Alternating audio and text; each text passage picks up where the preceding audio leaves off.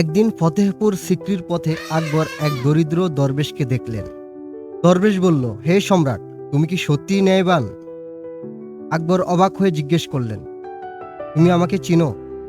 দরবেশ শান্তভাবে বলল, রাজাকে চেনার দরকার নেই, তার কাজই বলে দেয় সে কেমন। দরবেশ বললেন, আজ রাতে আমি তোমার রাজপ্রাসাদে আসব, দেখি তুমি কেমন আতিথ্য দাও। আকবর হেসে রাজি হলেন। রাতে সত্যি দরবেশ এলো, কিন্তু প্রহরীরা তাকে দরজায় ঢুকতে দিল না। পরদিন আকবর শুনে ক্ষুব্ধ হলেন।